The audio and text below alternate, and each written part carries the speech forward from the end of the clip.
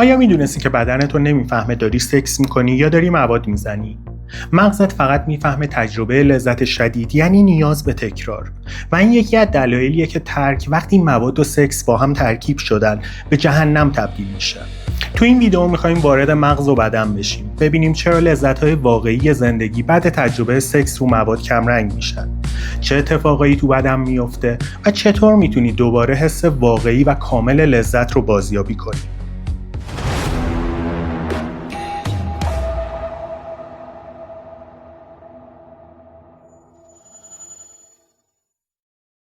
قبل از اینکه وارد اصل داستان بشیم، برای کسایی که وقت ندارن کل ویدیو رو ببینن، نکات پزشکی و دارویی مهم و ضروری رو همین اول ویدیو توضیح میدم. یه پروتکل دارویی قوی و کامل که فقط تو 2 ماه اول میتونه قوای جنسیتون رو تا 60% بازسازی کنه. تقریبا همه مواد، چه شیشه و کوکائین، چه تریاک و هروئین یا حتی الکل و گل، 3 جای اصلی بدن رو تحت تاثیر قرار میدن. این اثرات فقط مخصوص آقایان نیست و تو خانوم‌ها هم تقریبا همین مسیرها آسیب می‌بینن. فقط علائمشون یکم متفاوته. اولین و مهمترین قسمت تو آقایون محور هورمونی مغز و بیضه هاست که اگه آسیب ببینه تستوسترون کاهش پیدا میکنه و هورمون‌های دیگه مثل LH و FSH هم تحت تاثیر قرار میگیرن. تو زنان هم اختلال LH و FSH باعث نامنظمی چرخه قاعدگی، کاهش استروژن، افت میل جنسی و حتی درد موقع رابطه جنسی میشه. مصرف مواد میتونه سطح AMH رو هم کاهش بده و ذخیره تخمدان رو مختل کنه. دومین اثر روی جریان خون عروقیه که باعث ارکشن ضعیف و کاهش خونرسانی به آلت میشه. تو خانوم‌ها این اتفاق خودش رو با کاهش خونرسانی به کلیتوریس و واژن نشون میده که نتیجهش کاهش تحریک پذیری، خشکی واژن و ارگاسم دیررس یا حتی عدم ارگاسم میشه. و سومین اثر هم روی سیستم دوپامینی و لذت مغزه، یعنی میل جنسی و ارگاسم کم میشه. تو هر دو جنس این افت دوپامین باعث کاهش فانتزی جنسی، ارضا نشدن، کاهش انرژی عمومی و افزایش افسردگی میشه. پس برای ترمیم باید دقیقاً همین 3 سیستم رو بازسازی کنیم، نه کمتر و نه بیشتر. اولین قدم اینه که بفهمیم مشکل از کجاست. هر کسی که مصرف داشته یا تازه ترک کرده حتما باید یه سری آزمایش مهم رو انجام بده. تستوسترون کل و آزاد، LH و FSH، پرولاکتین، تستای تیرویدی مثل TSH و فریتی4، سطح ویتامین D، قند ناشتا به همراه HbA1c، پروفایل چربی خون و در نهایت سطح SHBG. تو خانم‌ها بهتر علاوه بر اینا آزمایش سطح استروژن، پروژسترون، AMH، تست‌های بررسی التهاب مثل CRP و در صورت نامنظمی پریود سونوگرافی تخمدان هم انجام بشه. این آزمایش‌ها بهمون میگن وضعیت هورمون‌ها چطوره. آیا مشکل از مغزه یا بیضه‌ها؟ آیا پرولاکتین بالاست یا نه؟ تیروئید درست کار میکنه یا کم کار شده؟ و حتی وضعیت قند خون و چربی خون که روی جریان خون و ارکشن تاثیر مستقیم دارن تو چه وضعیه؟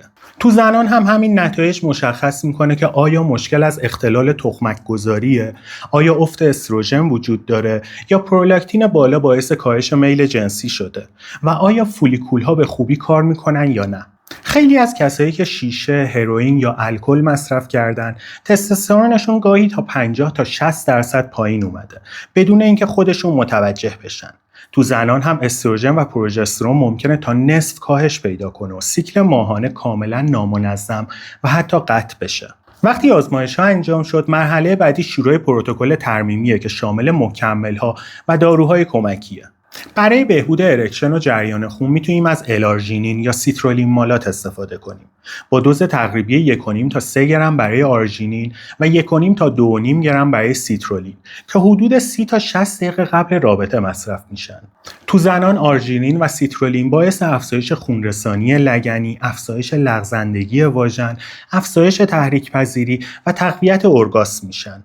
برای بازسازی محور هورمونی تو هر دو جنس زینک پیکولینات 15 تا 30 میلی گرم و منیزیم 200 تا 350 میلی گرم هر شب همراه با ویتامین دی 1000 تا 2000 واحد روزانه توصیه میشه.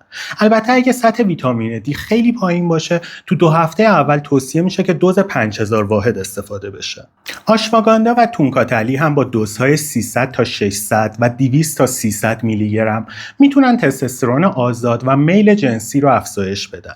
خانم‌ها هم میتونن از آشواگاندا استفاده کنن چون روی کاهش کورتیزول، بهبود اضطراب، افزایش میل جنسی و تقویت ارگاسم اثر مستقیم داره. ولی تونکاتلی بهتره تو زنان با دوز پایین و با احتیاط مصرف بشه چون ممکنه سطح تستوسترون آزاد رو بالا ببره. برای ترمیم مسیرهای دوپامینی تو هر دو جنس NAC 600 تا 1200 میلی گرم و L-کارنیتین 1 تا 2 گرم روزانه خیلی عالیه. مخصوصا برای کسایی که اوپیوید یا شیشه مصرف می‌کردن. اینا باعث افزایش انرژی، کاهش خستگی، بهبود خلق، افزایش تمرکز و بازگشت میل جنسی میشن. علاوه بر این برای انرژی و ارگاسم بهتر میتونیم از کوکیوتن 100 تا 200 میلی گرم یا PQQ 10 تا 20 میلی گرم استفاده کنیم.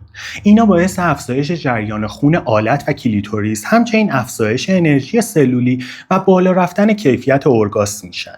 برای خانم‌ها EPO یا همون روغن گل برای بهبود میل جنسی و کاهش درد رابطه، همینطور ویتامین B6 و B12 برای تنظیم خلق و خو و پریود و امگا 3 برای تنظیم هورمون‌ها و بهبود روانی توصیه میشه.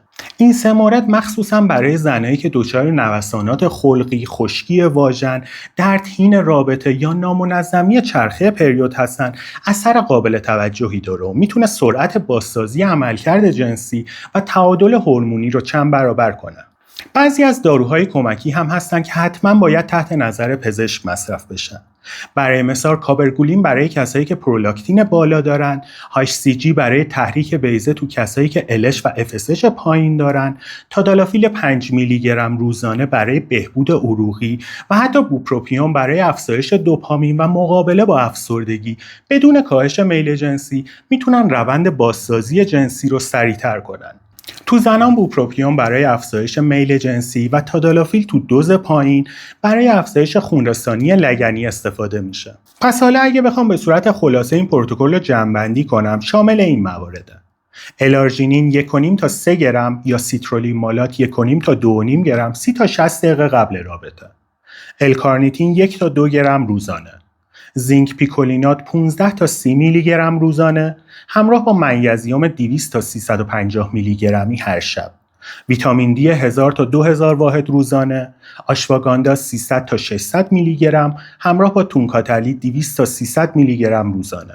NAC 600 یا 1200 میلی گرمی همراه با کوکیوتن 100 یا 200 میلی گرمی یا PQQ 10 تا 20 میلی گرمی هر روز. و تو خانم ها EPO یا همون روغن گل، ویتامین B6 و B12 و امگا 3 توصیه میشن. کنار مکمل ها و داروها تغذیه درست هم نقش کلیدی داره. چغندر، انار، گریپ فروت، سبزیجات برگ سبز و آووکادو کمک میکنن جریان خون بهتر و ارکشن قوی تر بشه. تو زنان هم این مواد باعث افزایش خونرسانی لگنی و بهبود لغزندگی واژن و ارگاسم بهتر میشن. برای افزایش تستوسترون، تخم مرغ، گوشت قرمز و سفید، ماهی‌های چرب، گردو، بادام و کنجد میتونن خیلی مؤثر باشن. موز، تخم کدو، شکلات تلخ 80%، لوبیا و قهوه صبحگاهی مسیر دوپامین رو تقویت میکنن و زردچوبه با فلفل سیاه، زنجبیل، چای سبز و زغال‌اخته هم ضد التهاب هستن و به ترمیم عملکرد جنسی تو هر دو جنس کمک میکنن. بعد از حدود 8 هفته از شروع این پروتکل آزمایش‌ها دوباره بررسی میشن تا بر اساس نتایج مکمل‌ها و داروها دوباره تنظیم بشن.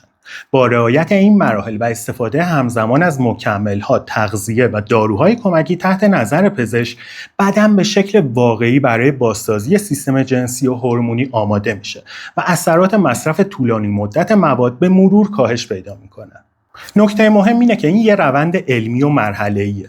صبر و دقت تو اجرای این پروتکل همراه با بررسی منظم آزمایش‌ها تضمین میکنه که بازسازی سیستم هورمونی، عروقی و دوپامینی به بهترین شکل انجام بشه و سلامت جنسی و انرژی بدن به سطح طبیعی و حتی بالاتر از قبل برگرده.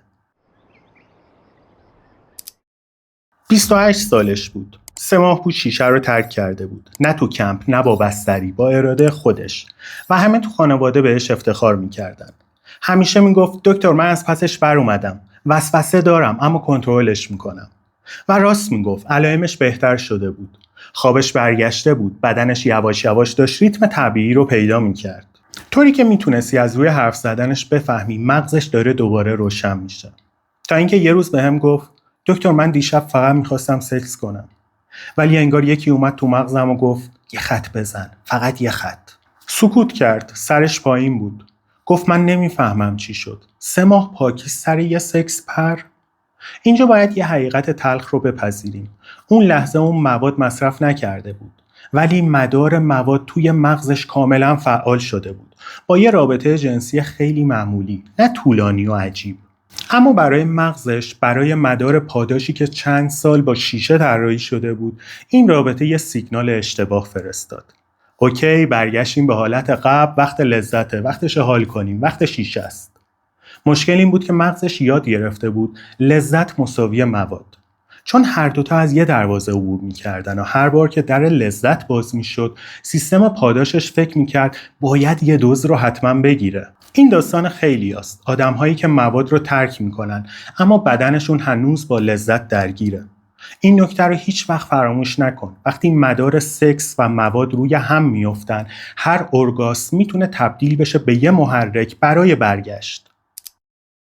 بذار از یه حقیقت شروع کنم که شاید از شنیدنش شوکه بشی. بدن تو نمیفهمه داری سکس میکنی یا داری مصرف میکنی. فقط میفهمه لذت شدیدی داشتی. دوباره میخوام، بیشتر. همین. مغز خیلی ساده طراحی شده. وقتی سکس میکنی یا وقتی مواد میزنی، مغزت یه کوکتل شیمیایی رو با هم فعال میکنه. یه ترکیب 4گانه: دوپامین، نوراپینفرین، سروتونین و اکسیتوسین. دوپامین فرمانده پاداشه، همون حس باید ادامه بدم. اون موتور محرکی که تو رابطه جنسی روشن میشه، همونی که موقع مصرف کوکائین و شیشه و کراک 100 برابر بالا میره. نوراپینفرین که مسئول حالتهای اضطراب و هیجان و تمرکزه، همون ضربان قلبیه که موقع تحریک جنسی بالا میره و همونی که تو شیشه و مواد محرک باعث میشه که طرف فکر کنه رو قله دنیا وایساده. سروتونین حال خوب و حس آرامش بعد از اوج رو ایجاد میکنه. همون حس آروم شدن بعد از سکس، همون حس اوج لذت که مغز رو میبره رو حالت نیمه خلسه. مواد مخدر مثل ترامادول، هروئین و الکل هم از همین مسیر کار میکنن. اکسیتوسین یا هورمون صمیمیت و نزدیکی تو رابطه جنسی ترشح میشه تا تو احساس ارتباط کنی. ولی وقتی مواد وارد بازی میشه، بدن اکسیتوسین رو هم قاطی معادلش میکنه و تو به چیزی تو سکس جذب میشی که اصلاً انسانی نیست، به لذت جنسی مواد. اینجا وارد تاریک‌ترین بخش علوم اعصاب میشیم. مغز انسان سیستم فایل بندی پیچیده نداره. مثل لپتاپ نیست که بگیم این فولدر برای سکس، اون یکی برای مواد. نه، همه لذت‌های شدید توی یه جای واحد ذخیره میشن. مسیر مزولیمبیک یا همون مرکز ثبت پاداش. و مغز فقط یه الگو رو دنبال میکنه. هرچی که تو رو سریعتر به اوج ببره، من یادش میگیرم و تقویتش میکنم. پس وقتی یکی برای مدت طولانی با مواد سکس کنه، مغز این دوتا رو میچسبونه به هم. نه از روی اشتباه، از روی طراحیش. چون مغز فکر میکنه چیزی که تو رو به لذت بالاتر رسونده احتمالاً برای بقا مفیده، پس تکرارش کن. یعنی بدن فکر میکنه رابطه جنسی مساوی مصرف مواد و مصرف مواد مساوی نیاز جنسی. اینجا دیگه اراده تو جایی نداره، این سیمکشی مغزه. بذار ساده بگم، اگه تو رابطه جنسی مغزت سالها دوپامین بالا رو فقط با مواد تجربه کرده، بدن تو به محض اینکه وارد رابطه بشی پیام میده اوه این همون موقعیه که یه خط میرفتیم بالا، پس چی شد؟ پس کو؟ این همون شرطی سازیه. مثل سگ پاولوف که با شنیدن صدای زنگ بزاق ترشح میکرد. تو با سکس ممکنه هوس شیشه یا هروئین یا الکل کنی. نه چون ضعف داری، نه چون ارادت پایینه، چون مغزت شرطی شده. تحریک جنسی مساوی انتظار مصرف. به همین سادگی و البته ترسناکی. اگه اسکن FMRI افراد و موقع رابطه جنسی و مصرف مواد بذاری کنار هم، یه چیز عجیب میبینی. نقاط فعال تقریباً یکی هن. ناحیه VTA، هسته اکومبنس، قشر پرفرونتال و آمیگدال. تمام بخشایی که تو لذت، انگیزش، تصمیم گیری، هیجان و رفتارهای تکانه‌ای دخیلن، همونها هم موقع مصرف مواد فعال میشن. یعنی بدن تو فرقی بین سکس و مواد نمیذاره.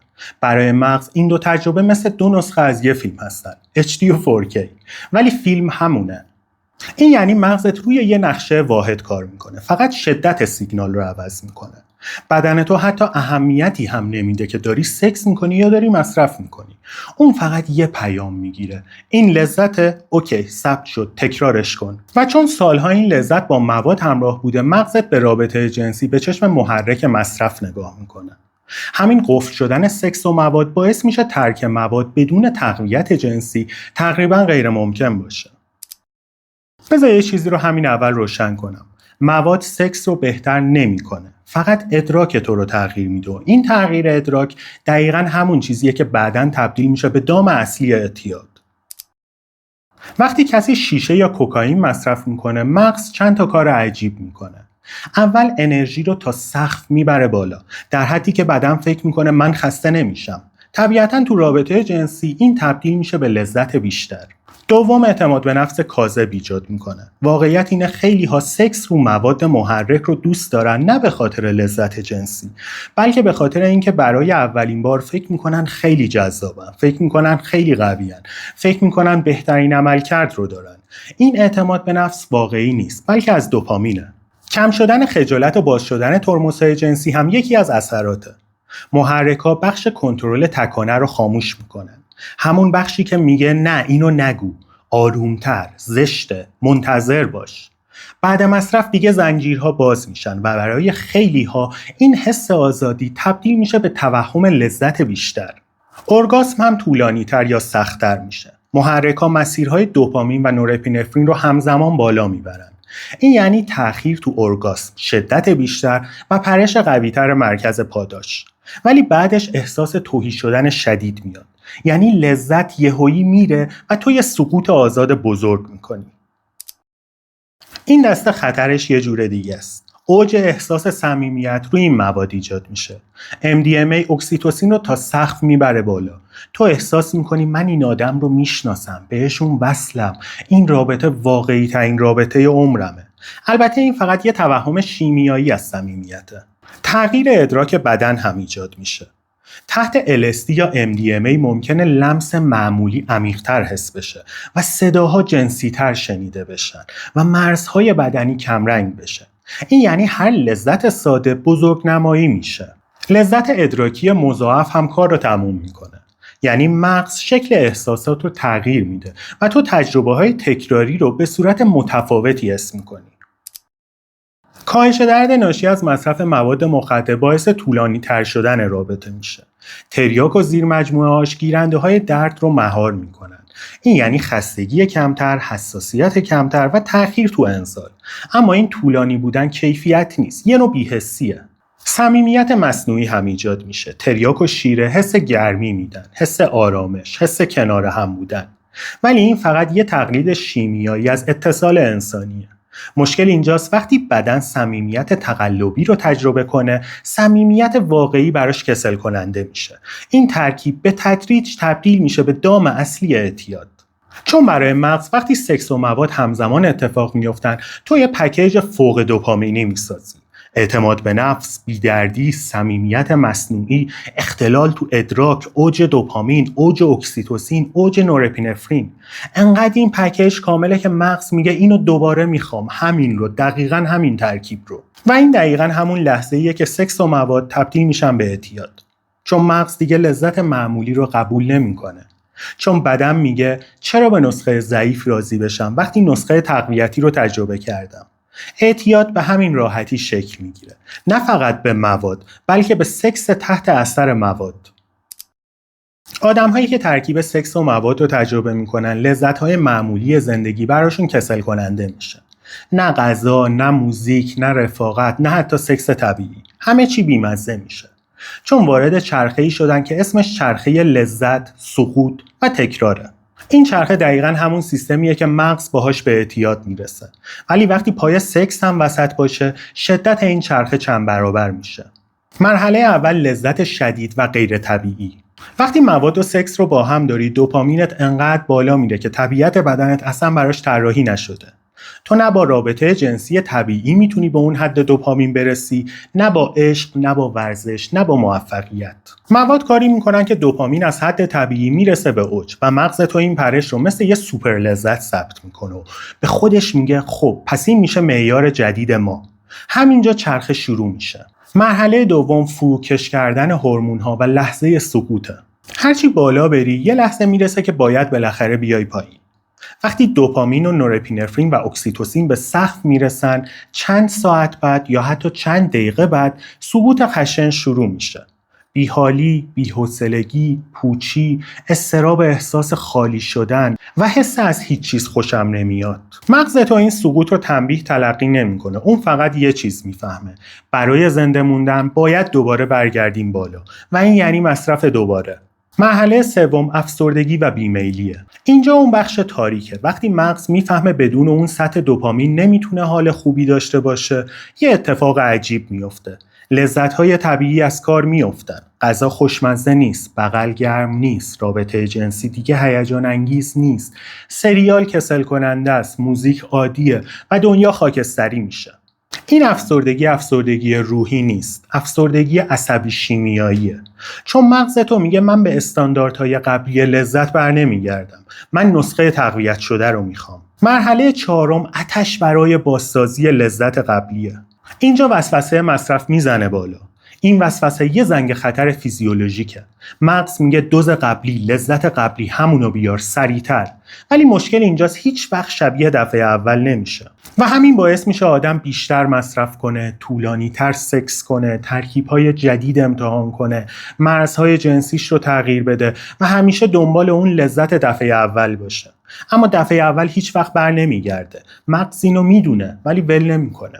مرحله آخر وابستگی دوگانه است. اینجا ضربه اصلی وارد میشه. تو دیگه فقط به مواد وابسته نیستی. تو به مجموعه مواد و سکس وابسته میشی. هر کدوم بدون اون یکی حس ناتمام میده. مواد تنها بی‌معنی، سکس تنها کسل کننده، لذت معمولی تکراری، زندگی عادی بیرنگ. تو به یه پکیج معتاد میشی، نه یه ماده خاص، و این یعنی ترک کردنش چند برابر سخت‌تر میشه، چون باید هم مدار مواد، هم مدار سکس و هم شرطی شدن بین این دوتا رو بازنویسی کنی. وقتی سکس روی مواد رو تجربه کنی، سکس طبیعی برای مدت زیادی بیمزه میشه. نه چون بده، نه چون بدن تو خراب شده، بلکه چون مغزت استانداردهای لذت رو تا نقطه‌ای بالا برده که هیچ رابطه نرمالی واقعا نمیتونه بهش برسه. خیلی ها بعد ترک میگن رابطه جنسیم خراب شده و درست نمیشه، ولی واقعیت اینه این اختلال ها نه تنها طبیعی هن، بلکه بخشی از مسیر درمانت هستن. مغزت پر از اتصال های اشتباه شده که باید یکی یکی پاکسازی بشن. بعد مصرف طولانی مدت محرک‌ها مثل شیشه، کوکائین و آمفتامینا، اختلال ارکشن، انزال به شدت تأخیری، بیمیلی شدید و مقایسه ذهنی وسواسی با بهترین تجربه‌های سکس روی مواد ایجاد میشه. مخدرها مثل تریاک، هروئین و مورفین، بی‌حسی جنسی، نرسیدن به اوج، کاهش تستوسترون و افزایش پرولاکتین ایجاد میکنن.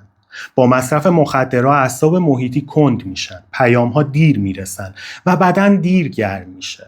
این یعنی لذت رو با تأخیر یا با شدت کمتر حس میکنی. مصرف مزمن روانگردانا مثل LSD و MDMA هم فلشبک‌های ادراکی، عدم رضایت واقعی از شریک جنسی و افزایش فاصله عاطفی ایجاد میکنن. گاهی مغز وسط سکس همون حس‌های ادراکی قبلی که رو مواد تجربه کرده بود رو یادآوری میکنه. تغییر ادراک بدن، رنگ و زمان. وقتی مغز عادت کرده سکس رو با اتصال عاطفی مصنوعی و فوق‌العاده عمیق تجربه کنه، رابطه واقعی و انسانی کم عمق به نظر میاد. گاهی درست بعد ترک صمیمیت کمتر حس میشه، چون مغز هنوز توانایی طبیعی اکسیتوسین سازی رو به دست نیاورده. نکته خیلی مهم اینه که اینا علائم اختلال دائمی نیستن. علائم برگشتن به چرخه‌های سالم بدن هستن. بدن و مغزت دارن ریستارت میشن و این اختلال‌ها نشونه درمان هستن، نه شکست. تو داری از یه دنیای مصنوعی برمیگردی به دنیای واقعی. طبیعیه که چشمات اولش تار ببینن. پورنو مواد یعنی انفجار سیستم پاداش مغز و نتیجهش میشه یه مغز کاملا شرطی شده که دیگه لذت واقعی رو نمیفهمه. وقتی پورن نگاه میکنی دوپامینت بالا میره و وقتی مواد مصرف میکنی دوپامینت چند برابر بالا میره. وقتی این دوتا با هم ترکیب میشن مغز یه پیام میده. این سطح لذت جدیده، خیلی خوبه و لازم تکرار بشه. ولی مشکل اینه که این ترکیب سیستم پاداش رو کاملا از کار میندازه. یعنی با گذر زمان برای رسیدن به همون حس اولیه باید خیلی بیشتر بری بالا. مدت زمان طولانی‌تر، رفتار عجیب‌تر، صحنه‌های زننده‌تر و مواد قوی‌تر. و این یعنی مقاومت جنسی. مغز دیگه با سکس واقعی یا حتی پورن معمولی هیچی حس نمی‌کنه. یکی از بدترین آسیب‌های پورن اینه که مغز دائما رابطه جنسیت رو با صحنه‌هایی که دیدی مقایسه می‌کنه. این مقایسه‌ها باعث میشه هر رابطه عاطفی و واقعی کم عمق، بی‌هویت و حتی کسالت‌آور به نظر برسه. یعنی هر لذت طبیعی مثل یه نسخه کمرنگ نسبت به صحنه‌های پورن میشه. وقتی پورن و مواد با هم همراه بشن، نه تنها لذت فیزیکی خراب میشه، بلکه نحوه ارتباطت با انسان‌ها هم تغییر میکنه. وابستگی به تحریک مصنوعی، کاهش صبر برای صمیمیت واقعی، بیمیلی به لمس، بغل و نزدیکی ساده و تمایل به تجربه اوج دوپامین به جای آرامش طبیعی. تا حالا فهمیدیم چرخه سکس و مواد چه بلایی سر مغز و بدن میاره. چرا ترک کردنش سخت‌تر از چیزیه که فکر میکنیم و چه اختلالات جنسی و روانی ممکنه بعد ترک ایجاد بشه. اما الان وقتشه که با هم ببینیم چطور میشه این چرخه رو مرحله به مرحله شکست و دوباره واقعا لذت برد. اولین و مهمترین قدم اینه که مغز یاد بگیره لذت واقعی بدون مواد هم ارزشمنده. وقتی سالها مصرف مواد همراه سکس تجربه شده، مغز شرطی شده که فقط محرک‌های خیلی شدید یعنی لذت واقعی. پس بعد ترک حتی کارهای ساده مثل غذا خوردن، ورزش یا رابطه صمیمی کمرنگ و بی‌معنی به نظر میرسن. ورزش سبک روزانه و منظم، حتی پیاده روی سریع یا تمرین با وزنه سبک باعث تولید دوپامین و نورپینفرین طبیعی میشن و مغز رو دوباره شرطی میکنن. گوش دادن یا نواختن موزیک، فعالیت‌های خلاقانه مثل نقاشی، نوشتن یا عکاسی هم باعث تولید سروتونین میشن و حس رضایت واقعی رو تقویت میکنن. فعالیت‌های اجتماعی طبیعی مثل گفتگو با دوستا یا کمک به دیگران اکسیتوسین تولید میکنه و حس اتصال و صمیمیت واقعی رو برمیگردونه. یادت باشه این مرحله صبر میخواد. ممکنه چند هفته یا چند ماه طول بکشه تا مغز دوباره یاد بگیره لذت واقعی هم ارزشمنده، ولی اثرش پایدار و عمیقه. این مرحله یعنی مغز و بدن دوباره شرطی بشن که لذت واقعی بدون مواد هم ممکنه. تمرکز روی حواس موقع فعالیت‌های روزانه مثل زمان غذا خوردن، پیاده روی، دوش گرفتن یا لمس شریک جنسی یکی از بهترین تمریناست. تمام جزئیات رو حس کن. رنگ‌ها، بوها، صداها، لمس و بافت‌ها. مدیتیشن صمیمیت هم انجام بده. هر روز 5 دقیقه به پارتنرت فکر کن و روی حس اتصال و اعتماد تمرکز کن. این کار باعث تولید اکسیتوسین طبیعی میشه. تمرین قدردانی حسی رو هم فراموش نکن. هر شب 3 لحظه لذت واقعی که بدون مواد تجربه کردی رو یادداشت کن و تأثیرش روی حس و بدنت رو تحلیل کن. اگه مغز این مرحله رو یاد نگیره، تجربه‌های طبیعی مثل رابطه یا تماس فیزیکی برات کمرنگ و بی‌معنی میشه و وسوسه برگشت به مواد ایجاد میشه. خواب و ریتم بدن ستون سلامت روان و بازسازی شیمی مغزن. مواد و سکس شدید این ریتم رو کاملا به هم میریزن و خیلی ها بعد ترک با بیخوابی یا خواب زیاد یا اختلال ریتم شبانه روزی مواجه میشن. برای اینکه خوابتون کیفیت بهتری داشته باشه، مهمه که ساعت خواب و بیدار شدنتون رو حتی تو آخر هفته ثابت نگه دارین تا ریتم بدنتون به هم نریزه. حداقل 1 تا 2 ساعت قبل خواب مصرف کافئین و مواجهه با نور صفحه نمایش رو کم کنین. چون مغز برای خاموش شدن نیاز به آرامش تدریجی داره.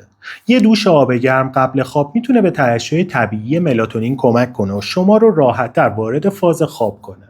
صبح‌ها هم اگه چند دقیقه ورزش سبک انجام بدید، سیستم پاداش مغز فعال میشه و کیفیت انرژی و چرخه خوابتون بهتر میشه. در نهایت استفاده از تکنیک تنفسی 4-7-8 یعنی 4 ثانیه دم، 7 ثانیه نگهداری نفس و 8 ثانیه بازدم به کاهش اضطراب و عمیق‌تر شدن خواب کمک خیلی زیادی میکنه. خواب منظم باعث بازسازی سیستم عصبی، کاهش اضطراب و افسردگی و تنظیم هورمون‌ها میشه و انرژی روزانت رو برمیگردونه. مغز بعد ترک هنوز دنبال اوج مصنوعی دوپامینه و اگه آموزش داده نشه، وابستگی دوباره شکل میگیره. تکنیک‌های مایندفولنس به مغز یاد میده آرومتر و واقعی‌تر پاسخ بده و وابستگی کاهش پیدا کنه. یکی از تمرینات تنفس عمیق و آهسته همراه تمرکز کامل روی حس‌های بدن به مدت 10 دقیقه است. لمس اجسام واقعی و تمرکز روی بافت و دما برای برگردوندن حس واقعی محیطی استفاده میشه. بررسی کامل بدن و شناسایی نقاط تنش و آزاد کردن اون هم یه جور بادی اسکنه. تجسم لحظات واقعی لذت بدون ماده و تمرکز روی حس واقعی بدن هم به شدت کمک کنندن. این تکنیک‌ها کمک می‌کنن مغز بفهمه میتونی بدون محرک مصنوعی هم لذت واقعی رو تجربه کنی. بعد ترک بدن و مغز شرطی شدن و هر تجربه جنسی بدون مواد میتونه اضطراب ایجاد کنه. بازسازی رابطه جنسی نیاز به صبر و حرکت قدم به قدم داره. برای شروع بهتره رابطتون رو با لمس و میکلاو ساده پیش ببرین و عجله‌ای برای رابطه کامل نداشته باشین. توجهتون رو روی بدن خودتون و حسای واقعیتون بذارید بدون اینکه خودتون رو با تجربه‌های گذشته‌تون مقایسه کنید. سعی کنید تنفستون رو با شریکتون هماهنگ کنید تا صمیمیت و حس اعتماد بیشتر بشه. خواسته ها و مرزهاتون رو هم واضح و بدون تعارف بیان کنید تا رابطتون امن و راحت پیش بره. در نهایت میتونید یه تمرین اتصال ذهنی و بدنی داشته باشید. تصور کنید که دوپامین طبیعی از بدنتون جریان پیدا میکنه و این حس واقعی و امن به شریکتون منتقل میشه. صبر هم فراموش نشه، چون ریکاوری زود هنگام جنسی میتونه باعث وسوسه شدید و برگشت به مواد بشه. نه تنها میشه ترک کرد، بلکه میشه دوباره واقعا لذت برد. ولی شرطش اینه که بدونیم بدن و مغز چطور کار میکنن، چه بلایی سرشون اومده و چطور میشه دوباره سیستم پاداش طبیعی رو بازسازی کرد. باید یاد بگیریم که اعتیاد فقط یه رفتار نیست، یه تغییر شیمیایی و عصبیه. وقتی بفهمیم مکانیزم ها چطور کار میکنن، هر قدم ترک معنا پیدا میکنه و هر تلاش عملی اثر واقعی داره. این مسیر فقط با اراده نیست، با آگاهی، تمرین و شناخت دقیق مغز و بدن ممکن میشه. تو میتونی دوباره زندگی و لذت واقعی رو تجربه کنی، اما فقط وقتی که قواعد مغزت رو بفهمی و بازی رو طبق اونها جلو ببری. موفق باشی.